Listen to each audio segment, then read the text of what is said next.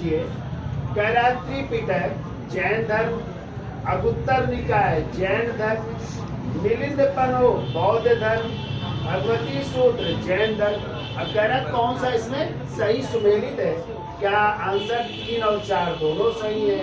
क्या आंसर केवल 3 सही है? या कह रहा है केवल क्या 4 सही है? या फिर कह रहा है 1 और 2 दोनों सही है?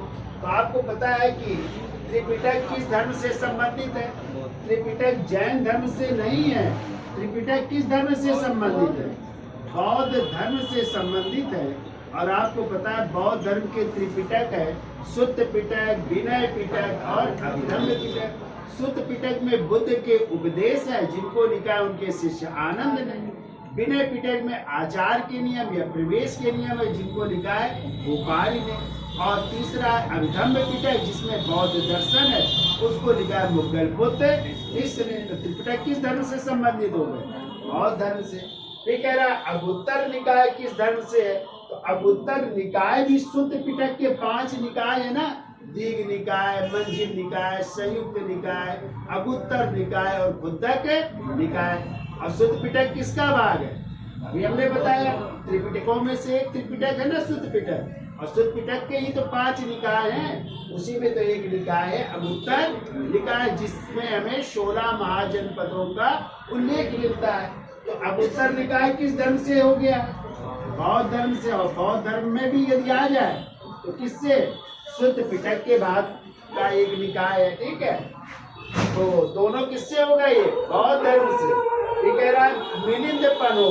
तो मिलिंद पनो जो है ये बौद्ध धर्म का एक पाली ग्रंथ है, पाली भाषा का ग्रंथ है जिसमें यूनानी शासक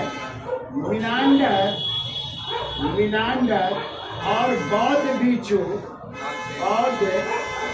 थे जिनका नाम था नागसेन के बीच वार्तालाप को संकलित किया गया है, ठीक है। और इन्हीं बौद्ध भिक्षु से नागसेन से इन मिनांडर ने बौद्ध धर्म की दीक्षा ली थी जिनको मिलिंद के नाम से भी बौद्ध ग्रंथों में जाना जाता है, ठीक है। यानी ये क्या हो गया? सही है, ठीक है। ये कह रहा है भगवती सूत्र। तो भगवती सूत्र आप लोग पढ़ते हैं जैन धर्म में 12 अंग, 12 उपांग, 10 प्रकीर्ण, 6 छंद, 4 मूल सूत्र, कुछ अनुयोग सूत्र हैं। इन सब की संख्या है 84 और इन्हें ही तो आगम कहा जाता है। आगम क्या है? जैन ग्रंथ है और उन्हीं 12 अंगों में से एक अंग है भगवती सूत्र। तो भगवती सूत्र भी किससे हो गया?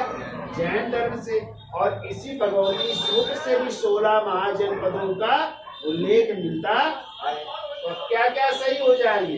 तीसरा और चौथा, जबकि पहला और दूसरा क्या है? गलत है।